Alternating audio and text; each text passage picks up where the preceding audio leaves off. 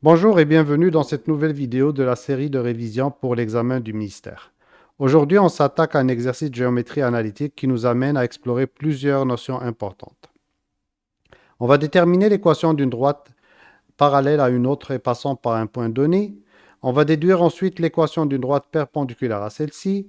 On va montrer que deux triangles sont isométriques en utilisant le cas ACA, A angle côté angle. On va utiliser la définition de la distance entre deux points pour calculer les longueurs des côtés d'un triangle. Et finalement, on va appliquer une relation métrique dans un triangle rectangle pour déterminer la hauteur issue de l'angle droit. Cet exercice est un excellent entraînement pour revoir plusieurs compétences essentielles à maîtriser pour l'examen. Alors commençons tout de suite par l'énoncé de l'exercice. On considère un rectangle RQST dont l'une des diagonales a pour extrémité les points R et S. On a les coordonnées de R, c'est 2, 5, et les coordonnées de S, c'est 10, 15. De plus, on sait que les côtés RT et QS du rectangle sont parallèles à la droite D d'équation. Donc l'équation de la droite, c'est 2x plus y moins 10. Cette droite n'est pas dessinée ici. On nous demande de déterminer les longueurs des hauteurs QU et TV vers la diagonale RS. Donc voici les étapes que je vous propose pour résoudre cet exercice.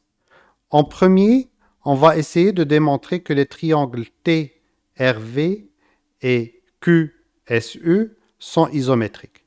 Si on arrive à démontrer que ces deux triangles sont isométriques, ça veut dire qu'on n'aura pas besoin de déterminer la longueur de TV et de QU, on a besoin de déterminer juste une des deux longueurs, puisque si les deux triangles vont être isométriques, TV et QU vont être isométriques et donc vont avoir la même mesure.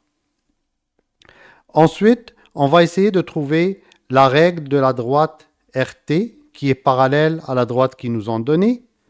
Ensuite, on va essayer de trouver la règle de la droite TS qui est perpendiculaire à RT, étant donné qu'on est dans un rectangle, donc les côtés successifs sont perpendiculaires.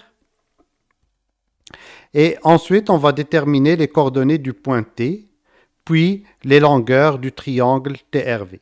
Donc, si on a les coordonnées de R et les coordonnées de S, et on arrive à déterminer les coordonnées de T, on va pouvoir déterminer les longueurs des côtés du triangle TRV. Pour démontrer que les deux triangles TRV et QSU sont isométriques, on va utiliser le cas d'isométrie ACA, angle côté angle. Et donc, on va démontrer que deux angles homologues sont isométriques et un côté qui est entre ces deux angles est isométrique à l'autre côté homologue dans l'autre triangle. Donc, commençons par démontrer que les côtés TR et QS sont isométriques. TR est isométrique à QS, ben, ce sont deux côtés opposés d'un rectangle, donc c'est sûr qu'ils sont isométriques. Ensuite, on sait que l'angle TVR et l'angle QUS, ce sont des angles droits parce qu'on parle de hauteur. Le QU est la hauteur vers RS et TV est aussi la hauteur vers RS aussi. Donc ces deux angles sont droits étant donné que ces deux angles sont droits, donc ils sont isométriques. Ensuite, on a les angles TRV, TRV et l'angle QSU qui sont isométriques parce qu'ils sont alternes internes. Donc, si on regarde les droites TR et SQ, ils sont parallèles parce qu'on est dans un rectangle.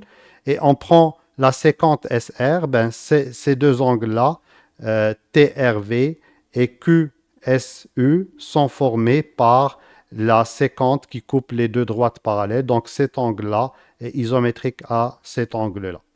Mais ce qu'on remarque ici, nous, on a trouvé que cet angle, l'angle TVR et l'angle QUS, ils sont isométriques, et l'angle TRV et l'angle QSU sont isométriques. Par contre, nous, on a besoin de trouver que l'angle RTV et SQU sont isométriques. C'est cet angle qui nous intéresse, celui-là avec celui-là, parce que quand on regarde le côté homologue qui est isométrique, ben, les angles qui sont entre les deux, c'est cet angle-là et cet angle-là. Donc, on a besoin de cet angle-là en plus, mais c'est simple de montrer que cet angle-là aussi est isométrique parce qu'on est dans des triangles. La somme des côtés des angles, c'est 180. Étant donné qu'on a déjà démontré que deux angles sont isométriques, donc nécessairement le troisième est isométrique. Et donc, on vient d'avoir deux angles homologues isométriques et le côté entre ces deux angles qui est isométrique dans les deux triangles. Donc, on peut conclure que les deux triangles sont isométriques. Et ça va nous simplifier la résolution de cet exercice parce qu'on n'aura pas à calculer cette mesure, la mesure de TV et la mesure de QU. On va se contenter de calculer juste la mesure de TV et à partir de ça, on va déduire l'autre mesure qui lui est tout simplement égale. Donc, on a dit l'étape suivante, c'est déterminer la règle de RT. On sait que RT passe par le point 2, 5 et elle est parallèle à la droite 2x plus y moins 10 est égal à 0. Donc, la pente de cette droite, c'est moins 2. Donc, la pente, c'est tout simplement moins a sur... en fait, le a ici, c'est 2 et le b, c'est 1. Donc, c'est moins a sur b. Et donc, la pente, c'est moins 2. Donc, on peut dire que la règle fonctionnelle de la nouvelle droite, de la droite qui supporte le segment RT, peut s'écrire comme étant y est égal à moins 2x plus b. Pour déterminer b, on va utiliser le point 2, 5 pour déterminer le b. Donc, si on remplace dans cette équation y par 5 et x par 2, ça va nous donner 5 est égal à moins 2 que multiplie 2 plus b. Donc, 5 est égal à moins 4 plus b. Si on fait passer le 4 de l'autre côté, ça devient plus 4. Donc, b est égal à 9. Et la règle de la droite est donc y est égal à moins 2x plus 9. Maintenant, on va passer à déterminer la règle de la droite TS qu'on a dit qui est perpendiculaire à RT. Donc on a gardé ici la règle de la droite RT qui est y est égal à moins 2x plus 9. Maintenant, on s'attaque à TS. TS, elle passe par le point 10, 15 et elle est perpendiculaire à la droite qu'on vient de trouver qui est moins 2x plus 9. Donc, on sait que la pente de la droite TS va être l'opposé de l'inverse de la pente de la droite à laquelle elle est perpendiculaire. Donc, ça va être l'opposé de l'inverse de moins 2. Donc, ça va nous donner la pente est égale à moins 1 sur moins 2. Donc, ça va nous donner 1 demi. Donc, on peut écrire la règle fonctionnelle de la droite TS comme étant y est égal à 1 demi de x plus b. Maintenant, pour déterminer b, on va utiliser encore le point S qui est 10, 15 par lequel passe la droite. Donc, on remplace y par 15 et x par 10. Donc, 10 sur 2, c'est 5. Le 5, si on le fait passer de l'autre côté, ça devient moins 5. 15 moins 5, ça fait 10. Donc, le b est égal à 10. Et la règle de la droite est donc égale à y. La règle étant y est égale à 1 demi de x plus 10. Donc, on a trouvé la règle de RT et on a trouvé la règle de TS. Le point T est l'intersection des droites RT et TS. Donc, les coordonnées du point T vont vérifier les deux équations. Donc, on va procéder par comparaison et on va dire que moins 2x plus 9 est égal à 1 demi de x plus 10. On va mettre les x du côté gauche et les constants du côté droit. Donc, le 9, si on le fait passer de l'autre côté, ça devient moins 9. Et le 1 demi de x, si on le fait passer du côté gauche, ça devient moins 1 demi de x. Donc, ça nous donne moins 2x moins 1 demi de x, c'est égal à 10 moins 9. 10 moins 9, ça fait 1. Et moins 2x moins 1 demi de x, ça fait moins 5 demi de x, parce que moins 2 n'est autre que moins 4 sur 2. Donc, ça fait moins 5 demi de x est égal à 1. Moins 5 demi de x est égal à 1. Donc, pour trouver x, il faut multiplier des deux côtés par moins 2 cinquièmes. Donc, l'inverse de cette fraction qui est moins 2 cinquièmes. Donc, on multiplie des deux côtés. Ça va simplifier la fraction ici, puis ça va nous donner moins 2 cinquièmes de l'autre côté, ou bien moins 0,4. Donc, on vient de trouver les coordonnées du point T. Le x est égal à... Pardon, on vient de trouver l'abscisse du point T, le x est égal à moins 0,4 et pour déterminer son ordonnée, il suffit de remplacer moins 0,4 dans une des équations des droites parce que ça va donner la même valeur. On a choisi de remplacer dans la première. Donc y est égal à moins 2, que multiplie la valeur de l'abscisse qui est moins 0,4 plus 9, ça nous donne 9,8. Et ainsi, on a les coordonnées du point qui sont t, moins 0,4, 9,8. Pour calculer la distance entre R et S, on applique la formule de la distance entre deux points.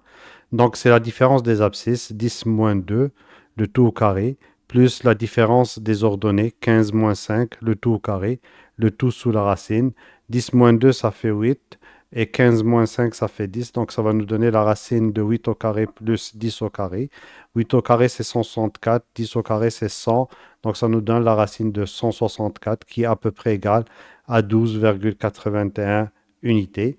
Donc ici, chaque fois qu'on voit U, ça veut dire qu'on réfère à une unité de mesure pour toutes les mesures qu'on va traiter. Donc pour l'autre paire de points des sommets du triangle, donc si on regarde la distance entre R et T, donc on fait la même chose, la différence des abscisses, moins 0,4 moins 2 au carré, plus 9,8 moins 5, la différence des ordonnées au carré, le tout sous la racine. Moins 0,4 moins 2, ça fait moins 2,4. Et 9,8 moins 5, ça fait 4,8. Donc ça nous donne moins 2,4 au carré plus 4,8 au carré. Utilisez une calculatrice pour trouver la valeur. Ça nous donne la racine de 28,8 qui est approximativement égale à 5,37 unités.